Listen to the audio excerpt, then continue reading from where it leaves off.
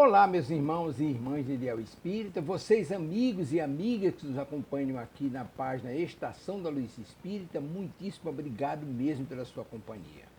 A nossa página Estação da Luz Espírita não tem fins lucrativos, o objetivo é a divulgação da doutrina espírita.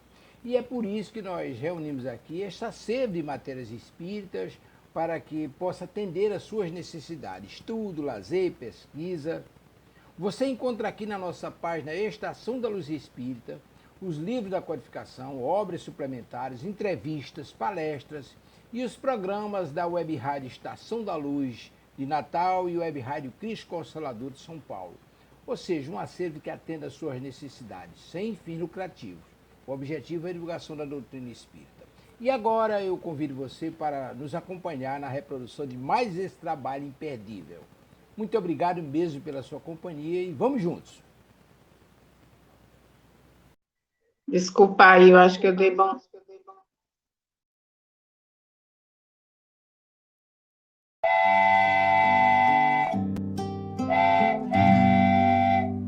Pai nosso, que estais no céu, santificado seja o vosso nome. Venha a nós o vosso reino, seja feita a vossa vontade, assim na terra como no céu, assim na terra como no céu. O pão nosso de cada dia dai-nos hoje, ó Senhor. Perdoai as nossas dívidas, assim como perdoamos aos nossos devedores. Não deixeis cair em tentação, mas livrai-nos de todo o mal. Não deixeis cair em tentação, mas livrai-nos de todo o mal.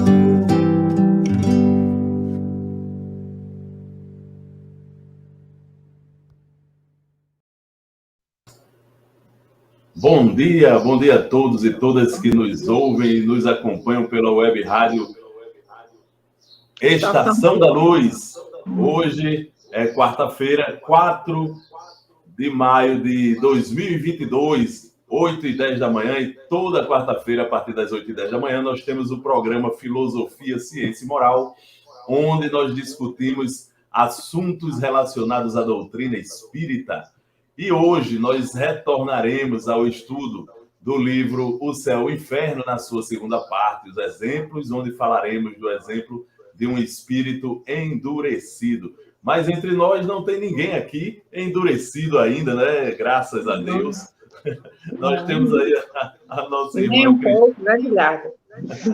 A nossa irmã Cristina Albuquerque, que é a apresentadora também do programa, nosso irmão Guilardo Bezerra, que está aqui também como apresentador do programa, eu, Alexandre Santos, estamos aqui nessa equipe, além do nosso irmão Alielson Tavares, que está aqui por trás das câmeras, mas ajudando para que o programa chegue a todos os recantos do planeta Terra. Então sejam todos bem-vindos e bem-vindas nesta manhã de hoje, que nós possamos divulgar a nossa querida doutrina espírita e fazer com que ela chegue a todos os recantos do planeta Terra. Cristina, bom dia, minha querida. Bom dia, Alexandre, bom dia, Guilherme, bom dia, Tavares, e a todos que nos ouvem. Está uma manhã maravilhosa, né? Começou uma chuva leve, está um climazinho bem frio hoje, aqui na nossa cidade, que é só a terra do sol, né? A cidade do sol. Então, hoje não está com sol, está com chuva.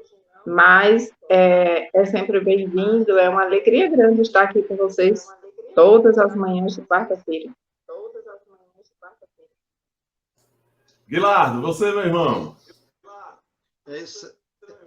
É isso aí, Alexandre. Bom dia, Cristina. Primeiras damas, né? Bom dia, Cristina. Bom dia, Alexandre. Bom dia, Tavares. Muito obrigado por mais uma oportunidade. Muito obrigado ao mestre também por permitir que nós estamos aqui. E eu queria dar primeiro um bom dia muito Guilherme, o especial. seu áudio está bem se... baixinho, ou só eu escuto dessa forma? Melhorou? Um pouquinho de nada. Né? Então, deixa eu ver aqui. Peraí, deixa eu ver aqui. Eu vou fazer aqui uma... É porque eu estou com... Melhorou? Sim, melhorou. Melhorou? Ah, sim. Bom, é porque eu estou com um pequeno problema aqui com o meu notebook, já te explicado, Alexandre, que ele está doido para desencarnar, sabe? Já está pedindo eutanásia. E eu estou dizendo, meu irmão, tenha calma, pense, aguente mais um pouquinho, porque tem muito programa para participar. Aí eu estou participando pelo celular. Então, eu queria dar nesse momento, Alexandre, um bom dia todo especial, porque nós estamos começando o mês de maio, e esse é o primeiro programa de maio, e é o mês das mamães, né, Alexandre? E eu queria dedicar esse mês de programa todinho às mamães. Bom dia, Cristina, você que é uma mamãe, e daquelas mamães curu, os anjos da guarda que Deus colocou. Então, um dia especial a todas essas mulheres maravilhosas que se dedicaram à maternidade, né, Alexandre? Eu não sei se o exórdio está comigo, Alexandre. Eu não sei se eu já posso começar no exórdio ou você queria falar. Deve, meu amigo, deve. Continue. Então, vamos lá. Então, o exórdio de hoje ele foi tirado do Livro da Esperança, que é uma psicografia de Francisco Cândido Xavier, pelo Espírito de Emmanuel. Eu sempre gosto de falar, esse é um livro muito bom, sabe, Alexandre? Um dos livros que eu gosto muito, porque ele foi um livro comemorativo dos 100 anos do lançamento do Evangelho segundo o Espiritismo. E nele, Emmanuel faz um paralelo, né? Ele pega um pedacinho, um versículo do Evangelho e um versículo, uma parte do Evangelho segundo o Espiritismo para fazer a lição. Então, eu recomendo, é um livro excelente, viu? Então, do Livro da Esperança, e hoje o capítulo 35, que tem o título Eles Antes. Eu não sei se vocês estão me escutando bem, porque está um barulhozinho de chuva aqui, eu não sei se está dando para escutar, beleza. Tá bom. Bom, então vamos lá. Capítulo 35, Livro da Esperança, Eles Antes. Ele diz assim: quando deres um festim, não convides teus amigos, nem teus irmãos, nem os teus vizinhos ricos, para que não suceda que também eles te tornem a convidar, e que seja isso recompensado. São palavras de Jesus, está em Lucas, capítulo 14, versículo 12. Aí, por festim, deveis entender, não os repastos propriamente ditos, mas a participação na abundância de que desfrutais. O Evangelho segundo o Espiritismo, capítulo 13, item 8. E Emmanuel faz um comentário a respeito dessas duas passagens. Ele diz assim: quando derdes um festim, disse Jesus, não convideis para eles os vossos amigos, mas os pobres e os estropiados. De certo que o divino orientador não estabelecia a desistência das relações fraternais, nem o abandono do culto às afinidades do coração.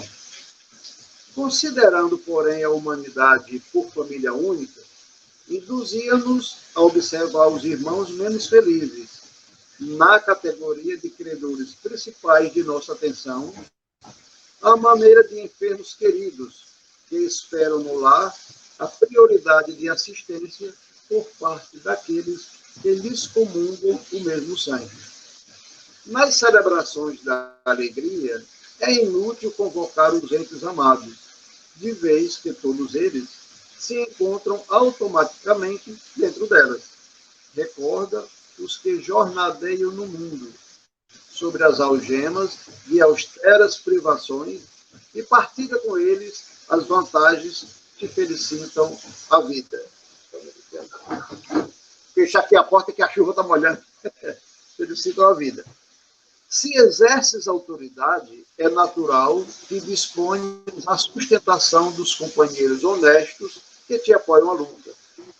Antes deles, no entanto, pensa no amparo que deves a todos os que padecem aflição e injustiça. Obtiveste merecimentos sociais elevados pelos títulos de competência que granjeaste a preço de trabalho e de estudo. E com semelhantes valores, é razoável te empenhes no reconforto a benefício dos que viajam no carro de tuas facilidades terrestres. Antes deles, contudo, atende à cooperação em favor dos que jazem cansados nas provações sem remédio. Desfrutas extensa possibilidade econômica, na qual é compreensível te devotes a obsequiar os amigos de teu nível doméstico. Antes deles, todavia, socorre os que esmorecem de fadiga e penúria, para quem muitas vezes a felicidade reside num sorriso amistoso ou num prato de pão. Amealhaste conhecimento, e nos tesouros culturais que adquiriste, é justo que aprazas nos torneios verbais de salão, enriquecendo o cérebro dos ouvintes que te respiram as normas superiores. Antes deles, porém, divide a luz que te clareia o mundo mental com os irmãos do caminho que se debatem ainda na noite da ignorância. Jesus não te pede a deserção dos círculos afetivos. Ele próprio, certa feita, asseverou aos companheiros de apostolado: não vos chamo de servo, porque o servo não sabe o que faz o meu Senhor. Chamo-vos amigos, porque vos revelei tudo quanto ouvi de meu Pai. Com os amigos, entretanto, consagrou-se primeiramente a aliviar a carga de todos os sofredores, como a dizer-nos que todos podemos cultivar afeições preciosas que nos alentem as energias, mas à frente dos que choram nos trânsitos de dolorosas necessidades, é preciso adotar a legenda eles antes. Então, essa é uma passagem do Evangelho muito difícil, assim, para mim, né, de compreender, mas eu vou tentar dizer aqui em rápidas palavras o que eu pude extrair dessa passagem, pelo menos no meu parco conhecimento, né, no meu pequeno conhecimento. Quando Jesus diz não convide para seus banquetes, você deve convidar não convide os vizinhos ricos para que ele não te, digamos, reconvide também e possa pagar aquilo que eu fiz. Então, é uma passagem que Jesus disse, e até Emmanuel explica, a gente não deve entender por festins exatamente banquetes, festas, e sim participação, a participação naquilo que eu já conquistei, não é? Então, quando ele diz que eu não devo convidar aqueles ricos, por exemplo, seria mais ou menos como porque é uma passagem muito difícil e eu entendi ela dessa seguinte forma também. Se eu já tenho o alimento, então, quando eu for fazer um banquete, eu vou convidar aquelas pessoas que já têm alimento. Então, Jesus ele está nos convidando a pensar primeiramente naqueles que não têm o que comer. Não que eu deva convidar mendigos para minha casa, não é exatamente isso que ele está dizendo, mas que eu possa fazer, por exemplo, uma cesta básica e distribuir com aqueles que não têm o que comer, aqueles que não têm como me devolver, porque aqueles outros que fazem parte do meu ciclo, do meu meio, do ambiente em que eu vivo, que é natural, né? Que quando, à medida que a gente vai subindo de posição social, eu vou fazendo parte de um outro meio. Aqueles do meio no qual eu vivo, eles já têm alimento. Eles já fazem parte naturalmente do meu convívio, eles já desfrutam daquilo que eu conquistei em nossas diversas atividades. O próprio Jesus, ele não está condenando essas reuniões, esses encontros fraternais. Ele próprio participou de um casamento nas bodas de Caná, né? Quando Pedro até questionou ele por que ele transformava em vinho, ele disse para Pedro, segundo Humberto de Campos, conheces a alegria de servir ao amigo? Então, quando ele se refere a isso, ele se refere àquilo que eu já conquistei, às riquezas que eu já conquistei. Por exemplo, eu vou para um exemplo mais para o lado moral. Se eu já consegui, se eu já adquiri um pouco de paciência, eu não tenho que ser paciente com quem já é paciente comigo. Eu tenho que praticar a paciência com aqueles que são impacientes para comigo. Aí é a verdadeira paciência, né? Se eu tenho que praticar a caridade material com aqueles que não têm nada. Se eu já adquiri conhecimento, se eu considero para mim uma dádiva o conhecimento espírita, eu tenho que distribuir esse conhecimento, não com quem já é espírita, porque já conhece também, já tem, mas eu tenho que buscar aqueles que ainda não têm, né? Aqueles que ainda vivem na ignorância. Então, pelo que eu pude entender dessa lição, que Jesus disse que eu não chame os ricos, que não chame aqueles que já detêm as mesmas coisas que eu já conquistei, que nós devemos repartir essas coisas com aqueles que ainda não têm, que ainda estão se debatendo, né? É natural, às vezes, já ouvi um caso no interior de um irmão que, na família, ele era um bem-sucedido, né? E ele deu uma grande festa de aniversário para uma filha. E sabia-se todo mundo que ele tinha irmãos passando enorme necessidade, conta de luz atrasada, conta de água atrasada, diversas dificuldades, e ele festejando. Então, é isso que Jesus quer dizer. Antes de eu festejar com meus amigos, vamos nos lembrar daqueles irmãos que estão sofrendo, daqueles que estão em hospitais sem ter um medicamento, sem ter uma coisa. Nós devemos eles antes. É por isso que ele faz a ressalva. Eles antes. Né, Alexandre? Então, foi isso que eu pude entender dessa passagem, desse exórdio de hoje. É que vamos repartir tudo aquilo que a gente já conquistou com os que ainda estão batalhando para conquistar. Né? Só um pequeno exemplo, rapidamente, para ilustrar. É natural, por exemplo, nossos irmãos de denominações fazerem jejum. Ora, mas aquele jejum, eu tenho aquela comida ali guardada para contando as horas. Opa, daqui a pouco eu posso comer. Não estou fazendo nada. Mas quando eu me lembro dos irmãos que estão há 3 dias jejuando à força, porque não tem o que comer, então, hoje eu vou jejuar, eu não vou comer hoje. A comida que eu ia comer hoje eu vou repartir com aqueles que não têm, que estão há 2 dias sem comer. Então, mais ou menos nesse sentido, né, Alexandre? Participar das minhas conquistas, das minhas riquezas em todos os campos, os pobres e estupiados que ainda não conseguiram galgar certos conhecimentos. É isso que Jesus me chama a atenção. Eles não sei se eu fui bem.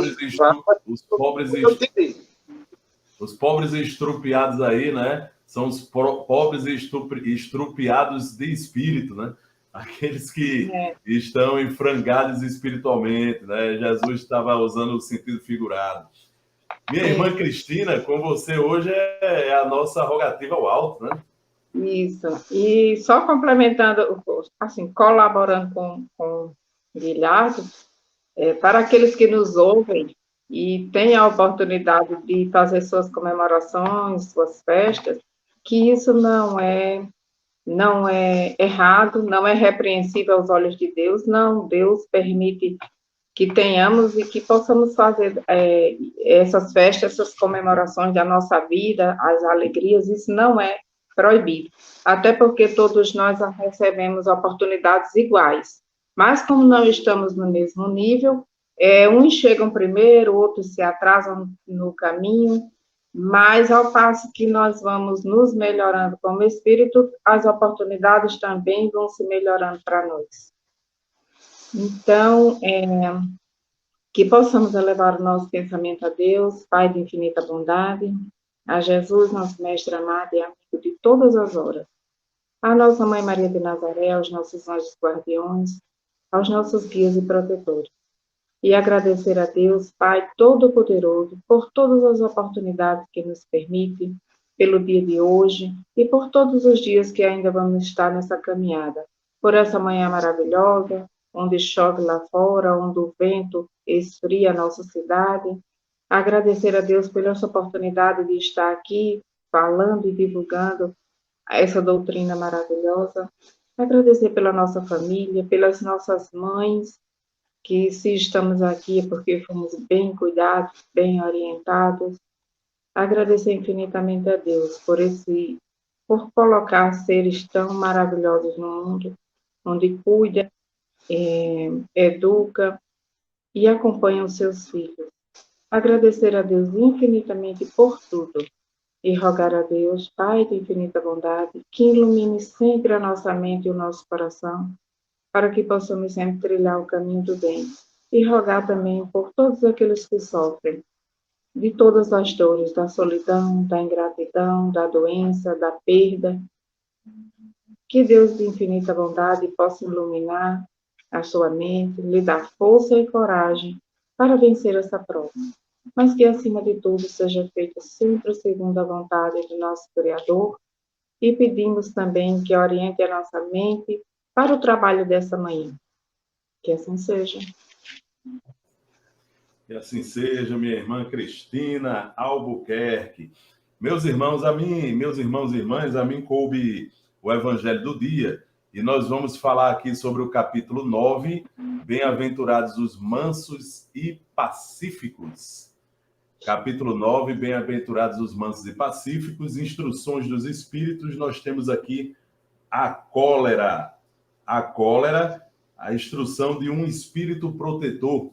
Essa mensagem nos foi dada em Bordeaux em 1863 e eternizada aqui para todos nós no Evangelho segundo o Espiritismo de Allan Kardec. A cólera. Um espírito protetor, Bordeaux, 1863. O orgulho vos leva a vos julgardes mais do que sois, a não aceitar uma comparação que vos possa rebaixar e a vos considerardes, ao contrário, de tal maneira acima de vossos irmãos, seja na finura de espírito, seja no tocante à posição social, seja ainda em relação às vantagens pessoais, que o menor paralelo vos irrita e vos fere. E o que acontece, então? Entregai-vos à cólera. Procurai a origem desses acessos de demência passageira, que vos assemelham aos brutos, fazendo-vos perder o sangue frio e a razão. Procurai-a, e encontrareis quase sempre por base o orgulho ferido. Não é acaso o orgulho ferido por uma contradita que vos faz repelir as observações justas e rejeitar, encolerizados, os mais sábios conselhos? Até mesmo a impaciência, causada pelas contrariedades, em geral pueris, decorre da importância atribuída à personalidade perante a qual julgais que todos devem curvar-se.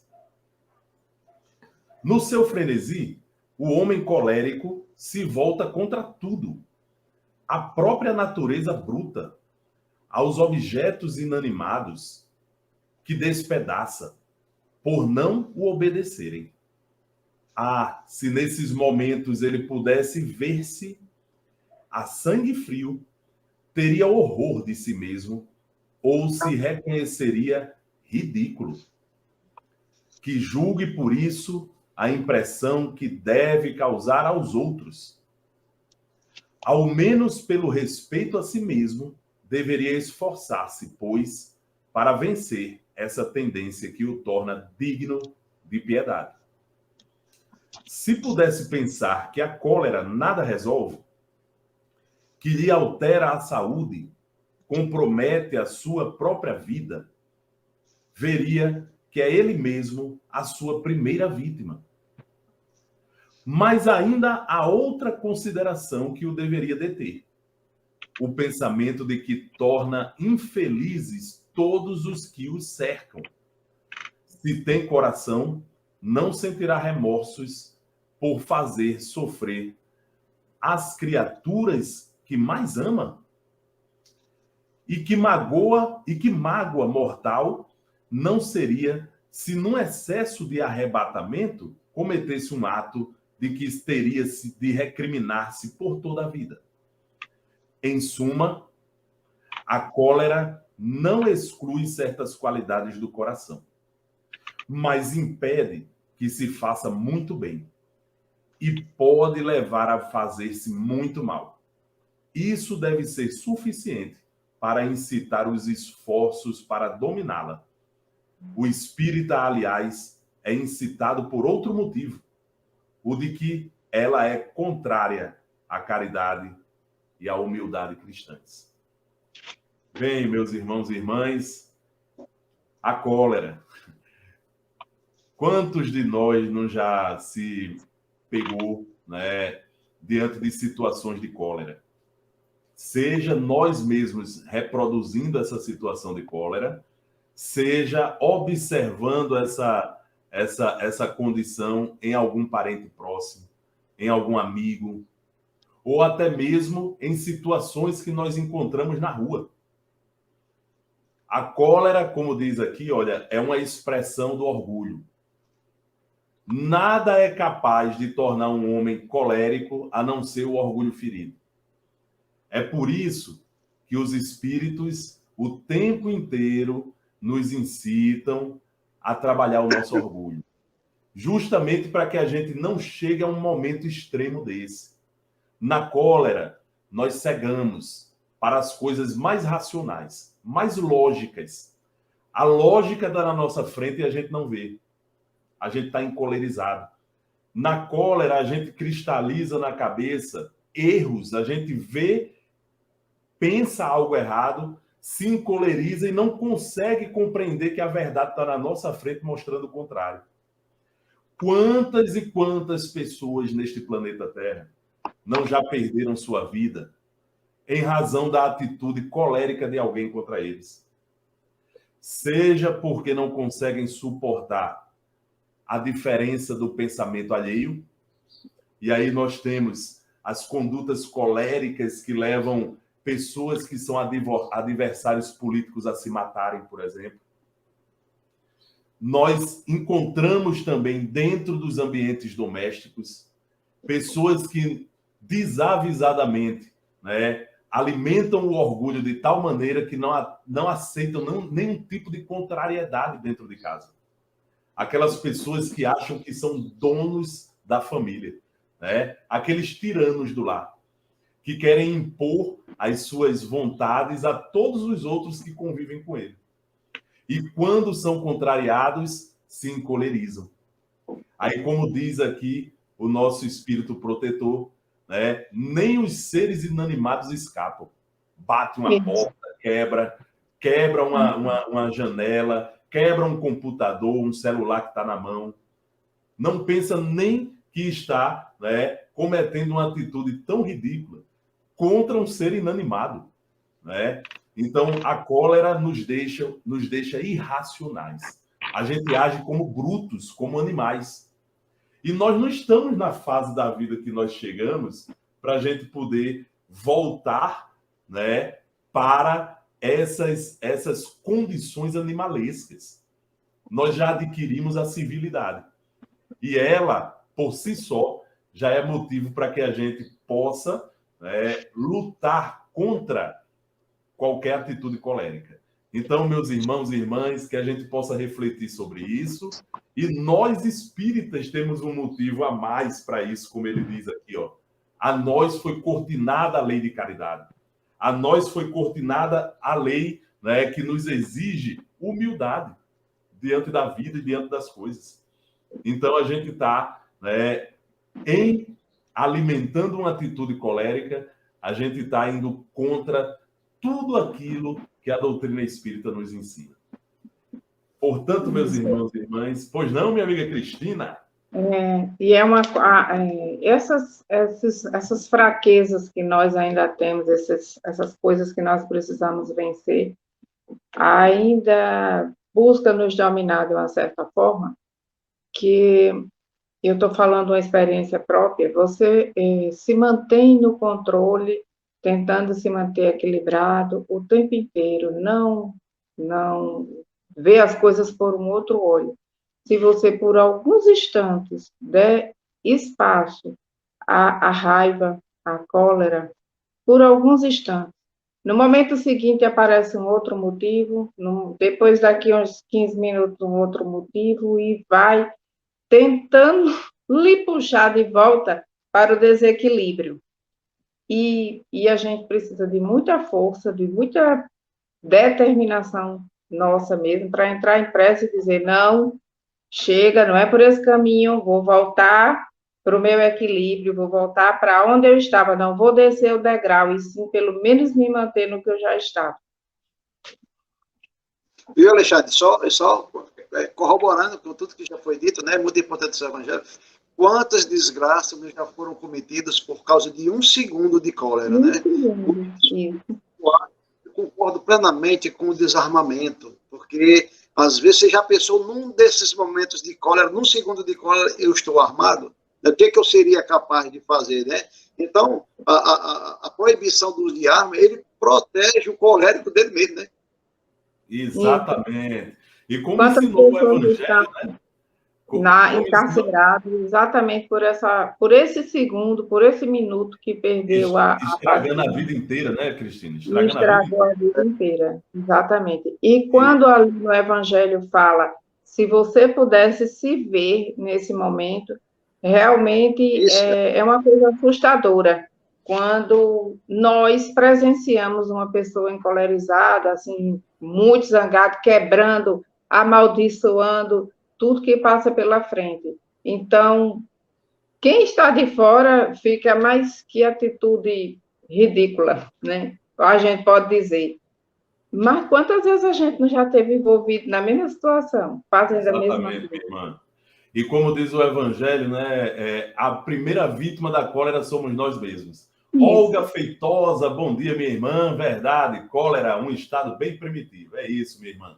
Bem primitivo. A gente já venceu esse estado primitivo há muito tempo. Vamos, né, honrar, né, a civilidade que já construímos até hoje, né, que construímos em nós mesmos até hoje, e vamos evitar esses momentos coléricos. Então, nós vamos dar bom dia a todos aqueles e todas aquelas que estão interagindo conosco, não é, Cristina? Aí tem Olga Feitosa, né, que acabou de falar conosco, Francisco Paulo, que já deixou mensagem aí para nós, quem mais entrou em contato, Guilherme, você viu aí? Guilherme hoje está sem a máquina dele. Eu estou sem o meu equipamento aqui, eu não consigo ver, Cristina, só rápido, sabe, o meu notebook ele está doido para desencarnar. Mas daqui a... mas a gente viu. Daqui a pouco aparece. Pois seguindo, meus irmãos e irmãs, nós vamos entrar no nosso assunto principal de hoje, que são os nossos exemplos lá do livro O Céu e o Inferno. Hoje nós pegamos um exemplo que já estava na programação anunciado. Já estava anunciado na programação anteriormente e a gente por motivos de ter que estender um pouco mais a programação anterior, a gente acabou deixando esse assunto para hoje. Né? Então, hoje nós pegamos um exemplo de um espírito endurecido, ok? A primeira coisa é a gente já falar sobre o que é isso, né? Um espírito endurecido.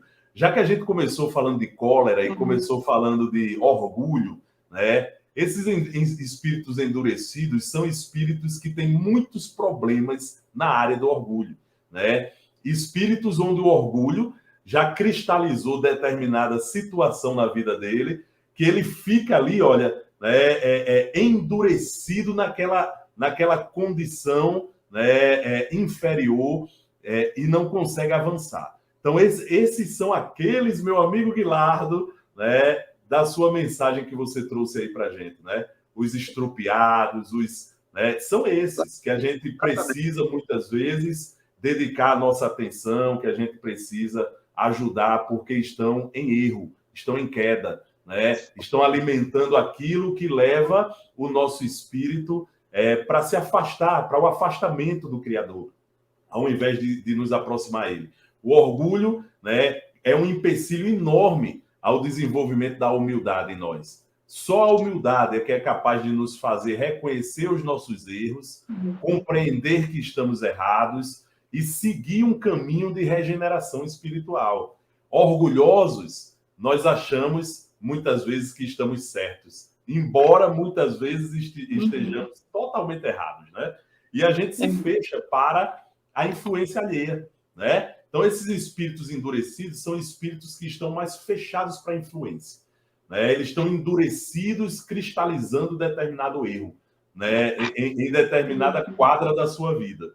Isso dura o tempo inteiro? Não. A ciência espírita, a cultura espírita, né? As informações que os espíritos superiores nos trazem nos diz que esses estágios estacionários da alma humana, do espírito humano, eles são passageiros, né? Mas é necessário muita paciência daqueles que estão ajudando naquele momento. Porque se há um estacionamento, um endurecimento, é preciso quebrar aquilo que está duro, né? E quebrar aquilo que está duro nem sempre é fácil, né, minha irmã Cristina? Isso, e às vezes pode até ser considerado um espírito mau, um espírito ruim, mas na realidade ele não é um espírito ruim, ele simplesmente está sobre o domínio de uma mágoa, de uma dor muito grande, que ele ainda não conseguiu vencer. Por isso, se comunica de uma forma grosseira, de uma forma que muitas vezes as palavras ferem, mas não por ele ser um espírito ruim, um espírito levado a fazer o mal, mas apenas por estar ainda sob o domínio da dor, da aflição, da tristeza, da mágoa. Então ele se torna essa pessoa amarga. Muito bem. E aí o caso que nós vamos estudar hoje, meu amigo Guilardo, que a partir de hoje assumiu uma nova identidade, né? Guilardo Bezerra. Exatamente. Do nosso amigo José Guilardo Bezerra. Nós temos aqui hoje o caso de Xumen, né? Xumen traz... Opa! Eu acho que é por causa da mudança de aparelho que eu estou aqui. Quando eu estou usando o celular, aparece assim, segundo os notables. Não sei, deve ser, né? Que eu não fiz Tranquilo. nada. Mas tá bom, tá ótimo. De uma maneira ou de outra, é o mesmo Guilardo de sempre. Nós temos aqui, então, lá da segunda parte do Livro dos Espíritos, né, aqueles que querem do livro O Céu e o Inferno, aqueles que querem acompanhar a leitura, nós temos aí o caso de Xumen, né? O último caso trazido, o último exemplo trazido dentro do capítulo que trata sobre os espíritos endurecidos, ok? Então, vamos fazer aqui a leitura. Xumen, Bordeaux, 1862. Então, essa foi a data em que Xumen começou a se comunicar com a equipe lá de médiuns do nosso queridíssimo Allan Kardec, na verdade, da Sociedade Parisiense de Estudos Espíritas. E Kardec prepara a mensagem dizendo o seguinte, ó, sob este nome de Xumen, né, um espírito se apresenta espontaneamente ao médium, habituado a este gênero de manifestações, pois sua missão parece ser a de assistir os espíritos inferiores, que o seu guia espiritual lhe conduz, no duplo propósito de sua própria instrução e do progresso deles. Então, Guilardo e Cristina, eu queria fazer uma análise à parte, né? Kardec nunca perde uma oportunidade de nos instruir, né? É incrível como ele tem essa preocupação o tempo inteiro na instrução, né? Não só dos espíritas, como de todos aqueles que pudessem ter acesso à doutrina espírita. Então, apresentando o caso, Kardec já nos traz uma lição importantíssima para a gente abordar aqui. Nós que somos espíritas e nós estamos dentro de um programa espírita, né? O programa Filosofia, Ciência e Moral, a gente tem aqui a obrigação de observar essas informações iniciais de Kardec. Quando ele diz, ó, um espírito se apresentou espontaneamente ao médium habituado a este gênero de manifestações, pois sua missão, a missão desse médium, né, parece ser a de assistir os espíritos inferiores que o seu guia espiritual lhe conduz no duplo propósito de sua própria instrução e do progresso deles. Olha que lição. Primeiro, uma lição que a gente extrai daí. A atividade mediúnica não é uma atividade que o médium desempenha junto com os espíritos para os outros. Não é. É sobretudo para ele mesmo. A atividade mediúnica, ela é, na verdade, um instrumento que Deus nos coloca nas mãos para que a gente possa expiar muito erro do nosso passado, para que a gente possa resgatar muitos débitos que a gente constrói no nosso passado, muitas vezes de iniquidades. Então, Deus nos dá a oportunidade de fazer o bem. Então, tá aqui, eu lhe doto de mediunidade, né, para que você trabalhe para os outros, mas, antes de tudo, né, para a sua própria regeneração. Né? O médium, ao praticar a caridade com o seu trabalho mediúnico, ele está também praticando um ato de regeneração espiritual consigo mesmo. É por isso que Kardec diz aqui, ó, que esse é um médium que especialmente atende espíritos sofredores, ó, espíritos inferiores, olha, que o guia espiritual dele conduz num duplo propósito. Isso. Dois objetivos, né? Ajudar o espírito dele e o progresso deles. A própria instrução dele e o progresso deles, de ambos, dele e do espírito sofredor, né? Então, Kardec nos traz aí o caráter reflexivo que tem a atividade mediúnica, né? Que não só serve para ajudar o próximo, como também para ajudar a nós mesmos, né? Na nossa condição de espíritos inferiores que ainda somos. E ele diz aqui, olha, de que certos médiuns podem ser visitados por determinados espíritos em determinadas condições. E às vezes a gente vê muito isso nas atividades mediúnicas, Cristina e Guilardo. Você está lá numa mesa mediúnica, numa atividade mediúnica de um centro espírita e, de repente, às vezes o próprio grupo começa a questionar, mas peraí, o médium fulano de tal só recebe suicida? O que é isso? Aí muitas vezes a gente até duvida, né, das manifestações que vem por aquele médium, achando que o médium está inventando. Ele está inventando, é só suicida e tal. Não, gente, cada um de nós tem uma história. De repente, este assumiu compromisso com esse determinado setor de sofrimento, né? Porque ele deve ter uma relação mais próxima com esse tipo de sofrimento humano, né? Então, é necessário a gente compreender que a mediunidade é um plano divino para nós, né? E nesse plano divino, Deus vai nos dar a oportunidade de fazer aquilo que é importante na nossa história espiritual também, ok? Então, Cristina Guilardo. Isso mesmo. E você começou a ler a história de Xomene, mas aí você não leu. Então, vamos fazer o seguinte: eu sou a médium e você é o espírito aí. Você vai responder para as pessoas compreenderem. Excelente, amiga. Então, eu sou a médium que estou recebendo o espírito e faço as perguntas. Quem sois? Este nome é de homem ou de mulher? De homem. E tão infeliz quanto possível. Sofro todos os tormentos do inferno. Mas se o inferno não existe, como podereis sofrer as torturas? Pergunta inútil. Compreendo. Mas os outros precisam de explicações.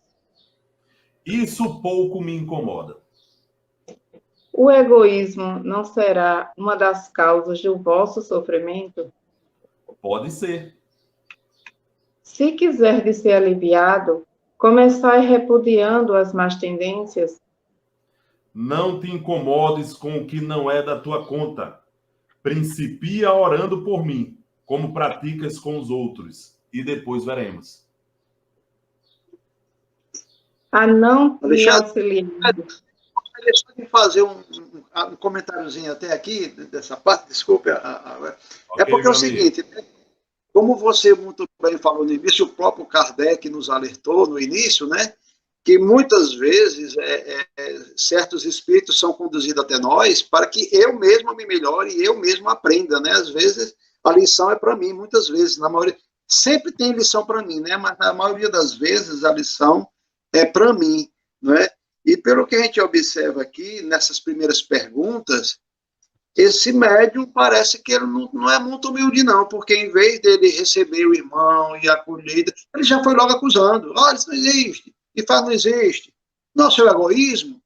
a gente nota aqui, pelas primeiras perguntas dele, né, que ele foi assim, tipo, acusando, né, olha, você é assim, você está sofrendo por causa disso e tal, não é? Isso é o que eu estou conseguindo perceber, não sei se estou certo, você poderia até comentar também. Mas, assim, parece que foi um espírito trazido para ela, para que ela também se observe, né? Olha, as perguntas que ela começa a fazer não seriam, assim, já umas perguntas de um espírito muito humilde, né? De um médium muito humilde. Parece que ele já tem, assim, um certo orgulho, não sei, não estou querendo... Mas já é imbuído essas primeiras perguntas de um certo orgulho, de querer achar que é o espírito que está ali. Nós também, Guilherme, se o olha só, Guilherme, está endurecido, resistente a aceitar as próprias faltas, as próprias falhas e enxergar de um outro ponto, se você for com muita delicadeza, vai dar muito pano para as mangas, muitas voltas e não vai conseguir convencer. Então, na hora que você já ouviu falar de uma coisa, um doido compreende outro? Na hora que o doido diz, eu estou em cima do poste e vou cortar o poste de gilete, e o outro diz, não, peraí que eu vou descer, porque se ele está duro, eu tenho que ir com uma certa rudeza, uma certa dureza, para bater, para quebrar, para ir de encontro. Eu compreendo dessa forma. Não é tão duro quanto ele, tão rude quanto ele, mas tentá-lo levar de uma forma... Meu irmão, não é o egoísmo, porque aqui, quando se desenrola as questões, ele quer que você reze por ele, mas não quer rezar, não quer orar, não quer ceder 1 milímetro daquilo que ele tem, ele quer que os outros façam por ele, que era o passo seguinte que a gente ia falar aqui, isso. Quando Alexandre respondeu. Vamos só retomar aqui. Só um minutinho, Cristiano, só para complementar aí aquilo que Guilherme estava falando. Guilherme, a resposta está na própria informação que Kardec deu no começo. Veja só o que é que ele diz aqui, ó. Os espíritos inferiores que o seu guia espiritual lhe conduz no duplo propósito. Isso. Olha, de sua própria instrução. Então, ele precisa aprender coisas sobre isso, sobre essa rudeza, assim, e provavelmente tem essa natureza também. E é assim que Deus vai quebrando as coisas na gente. Lembra do exemplo que eu acabei de dar? Né? O espírito recebe muito suicida. Muitas vezes ele precisa se instruir nesse campo. Né? Então ele assume responsabilidade nesse campo. Provavelmente já teve problemas nesse campo. Provavelmente, quando antes de reencarnar, assumiu responsabilidade nesse campo. Né? Por quê? Porque são...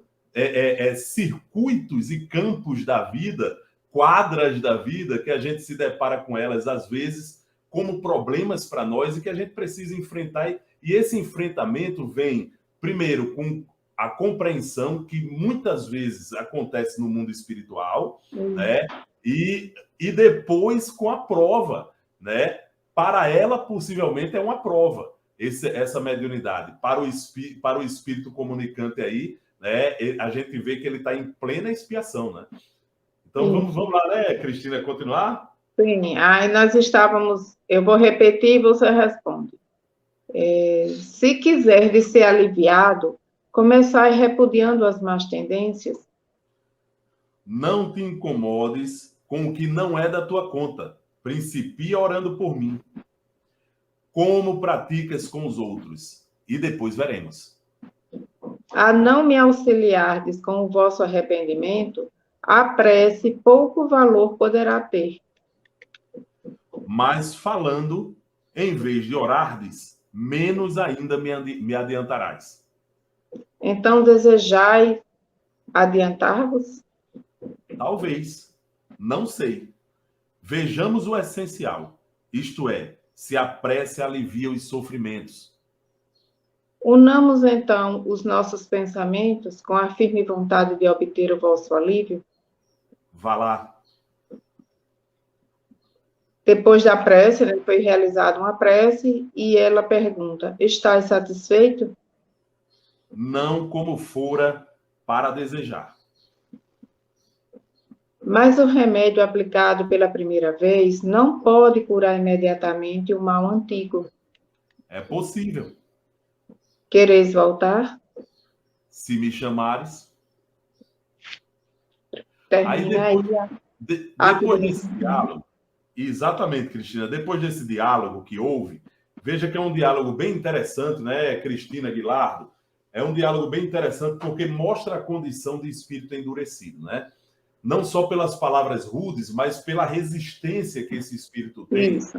né?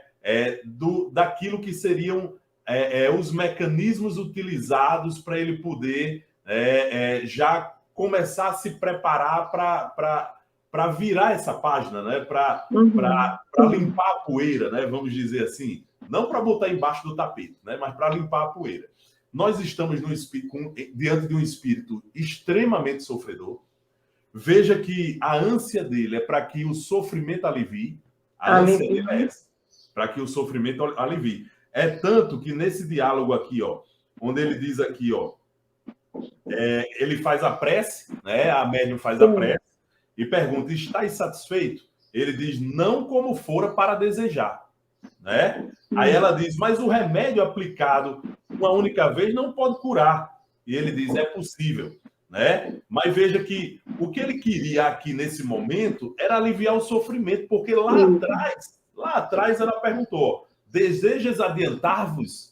Olha, a pergunta mais importante é essa. Você deseja se adiantar, meu amigo? Você deseja mais melhorar? Sair da condição que você está, melhorar, se tornar uma pessoa melhor e vir para uma condição melhor? Aí, diante dessa pergunta, o que é que ele diz? Talvez. Olha a condição de espírito endurecido. Talvez. Ou seja, ainda não tem a vontade de melhorar. Ele acha que na condição que ele está ali, tá bom demais. Só tá ruim o sofrimento. Só tá ruim o sofrimento. É tanto que ele diz, ó, talvez, não sei. Vejamos o essencial. O essencial. Para ele, né? Isto é, se a prece alivia os sofrimentos. Então, o que ele está buscando ali é um resultado utilitarista.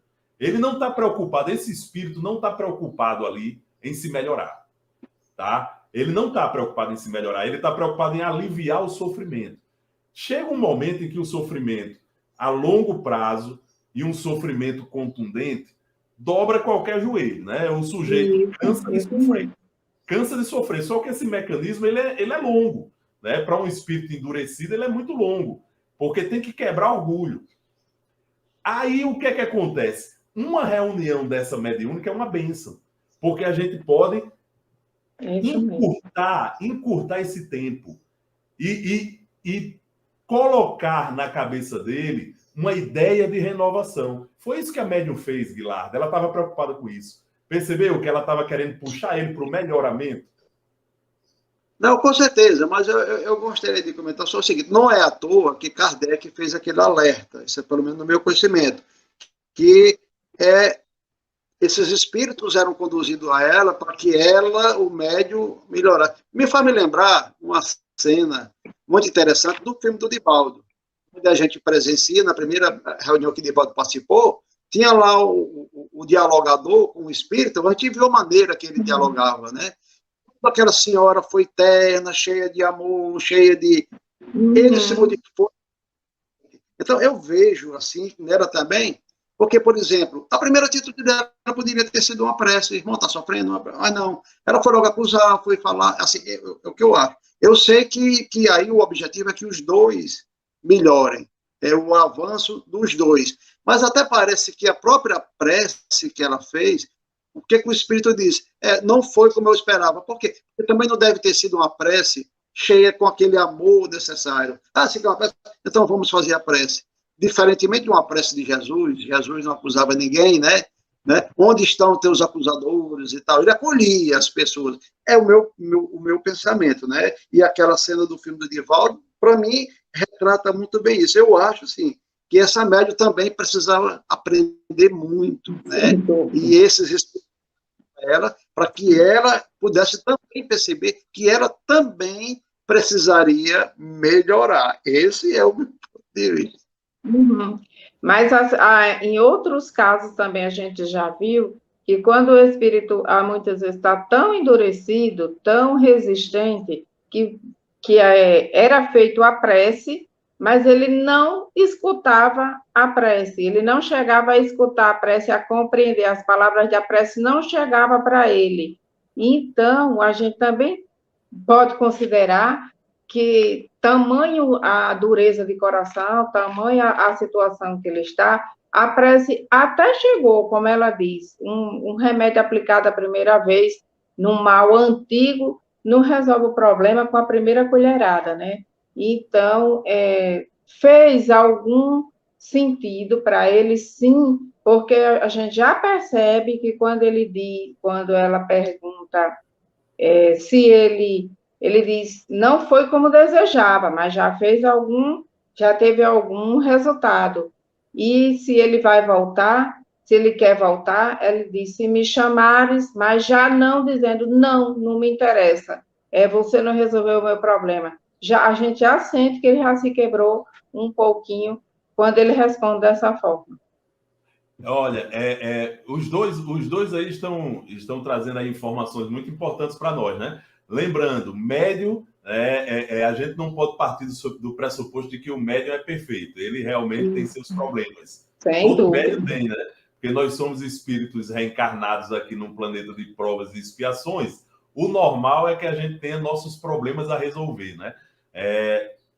Estamos nos esforçando e tentando seguir o caminho do bem, tentando compreender a nossa mediunidade e deixá-la a serviço de todos, né, na Terra, guiada, obviamente, pelos ensinos de Jesus. Esse é o ideal. Mas nós temos médiuns que caem, né? Por que médiuns caem? Porque eles são imperfeitos, né? E como lembrou muito bem Kardec aqui, a gente começou o programa justamente pegando essa observação dele. A mediunidade, né? Ela é um instrumento que não só é um instrumento de caridade, né, à nossa disposição para aqueles que sofrem, né, mas principalmente um excelente instrumento de redenção espiritual para o espírito culpado, né, que no passado errou muito, né? Então Deus nos dá a oportunidade. E aí eu me lembro, viu, meu amigo Guilherme, minha amiga Cristina, de uma passagem de uma literatura espírita em que, né, o sujeito lá no mundo espiritual, né, manda uma carta para Jesus e pede para que aqueles que são superiores lá na colônia espiritual em que ele está, levassem essa carta para Jesus. E ele diz, olha, errei muito, fiz isso. E ele reconhece todos os erros da última encarnação e diz, a solução para mim é muito sofrimento. Eu quero a cegueira, eu quero a lepra, eu quero isso, aquilo, eu quero ficar surdo, eu quero isso. Ele pede um catatal de coisas para ele. Aí passa-se o tempo, depois o superior da colônia chama ele e diz, meu amigo, chegou a resposta de Jesus. Aí ele aceitou? Aí ele disse, aceitou o seu plano de reencarnar. Agora, tudo aquilo que você pediu, meu amigo, é desnecessário. Você só vai ter, sabe o quê? A família, né, para tomar conta, que isso já é muito resgate através de uma experiência familiar. E quando você fizer certa idade, 30 e poucos anos de idade, você vai ser chamado a um centro espírita e vai trabalhar 2 horas por semana durante alguns anos. Vejam aí, né? Meu amigo Pilar. Então, nós médiuns, através do exercício da nossa mediunidade, nós estamos resgatando tantos erros, tantos equívocos do passado, meu amigo velho. E nós estamos, antes de tudo, né, quando atendemos ao chamado, dando o primeiro passo. Qual é o primeiro passo? Estou atendendo o chamado aqui e a oportunidade que Deus me deu, da minha redenção espiritual. Agora, entra aí também a responsabilidade que todos nós temos com a nossa própria mediunidade, de se instruir, de tentar dar o melhor de si, né? De tentar fazer com que os nossos defeitos influenciem o mínimo possível no nosso trabalho mediúnico e pedir sempre a orientação do mestre, que sempre nos pede humildade, né, nas noças tarefas. E aí, meus irmãos... Olha a resposta do médium, que é bem interessante para este caso. Era aí onde eu queria chegar agora, Cristina, para a gente ver aqui, ó, o guia da médium. O que é que diz o guia da médium? Ele vem dar a instrução final e depois Kardec fecha com tudo. né? E a gente vai aqui fazer a leitura, olha.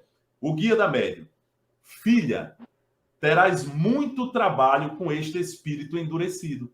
Olha aí, ó, isso é só o começo. Mas o maior mérito não advém de salvar os não perdidos. Coragem, perseverança, e triunfarás, afinal. Não há culpados que se não possam regenerar por meio da persuasão e do exemplo, visto como os espíritos, por mais perversos, acabam por corrigir-se com o tempo. O fato de muitas vezes ser impossível regenerá-los prontamente não importa na inutilidade de tais esforços. Mesmo a contragosto, as ideias sugeridas a tais espíritos fazem-nos refletir. São como sementes que cedo ou tarde tivessem de frutificar. Não se arrebenta a pedra com a primeira marretada. Isto que te digo pode aplicar-se também aos encarnados, e tu deves compreender a razão por que o Espiritismo não faz imediatamente homens perfeitos, mesmo entre os adeptos mais crentes. Olha aí, Guilherme, aquilo que a gente vinha falando. A crença é o primeiro passo, olha só, vindo em seguida a fé e a transformação a seu turno. Mas, além disso, força é que muitos venham revigorar-se no mundo. Aliás, força. Mas, além disso, força é que muitos venham. Força a que muitos venham revigorar-se no mundo espiritual. Deve ser isso. Aí vem aqui Kardec, olha, no final, arrematando, fechando a lição e dizendo, ó, entre os espíritos endurecidos, não há só perversos e maus. Grande é o número dos que, sem fazer o mal, estacionam por orgulho, olha só, indiferença ou apatia. Estes nem por isso são menos felizes, são menos infelizes, pois tanto mais os aflige a inércia, quanto mais se veem privados das mundanas compensações.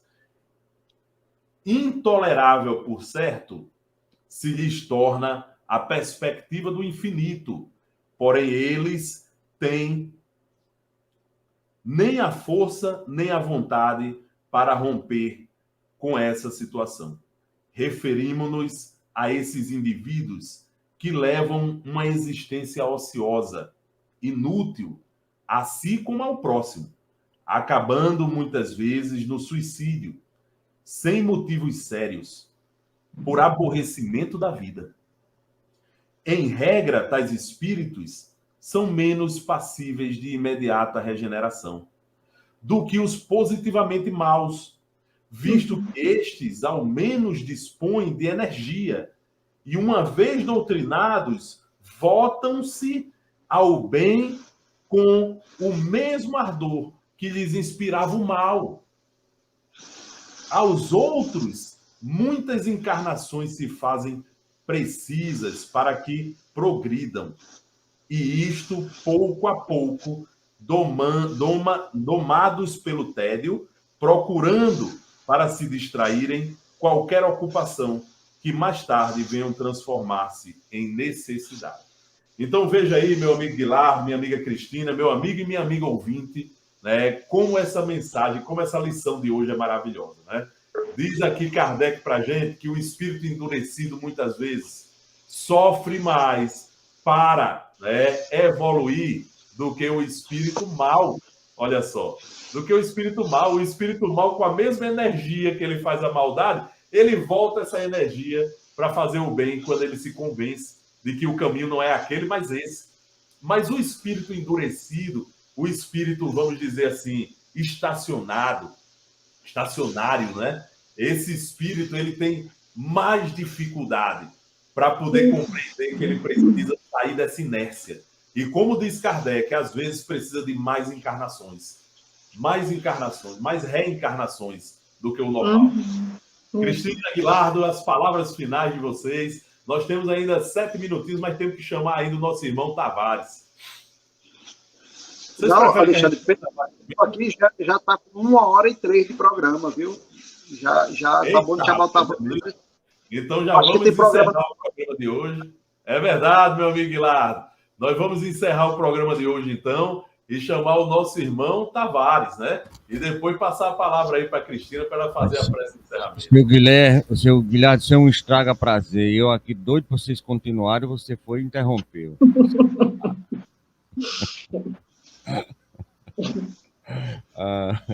Meus amigos, maravilhoso. Principalmente essa parte final aí, fantástica. Tem um exemplo do Saldanha, né, que era um ferrenho na hora, e depois lá no livro A Vida Continua, o grande obsessor depois se transformou no grande ajudador, vamos dizer assim. Fica mais fácil, sabe? É mais fácil de convencer o caboclo do que... Mas, meu amigo, fácil mesmo é que nós vamos estrear mais um programa aqui pela Web Rádio Estação da Luz. O nosso querido Quincas Veloso, ele...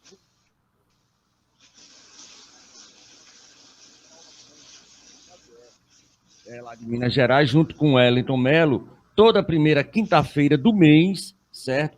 Eles vão estar aqui na rádio, Web Rádio, na quinta-feira, às 19 horas. É um programa curto, apenas de 45 minutos, porque logo em seguida, às 8 horas, eles já têm sempre um compromisso, há muitos anos, e abrir essa exceção para a gente. E vão ser contos e causos, envolvendo o Chico e todo aquele pessoal lá das Minas Gerais. E também, para aqueles que queiram, a partir das 20 horas de amanhã, aqui na Web Rádio, nós teremos uma Estação da Luz especial.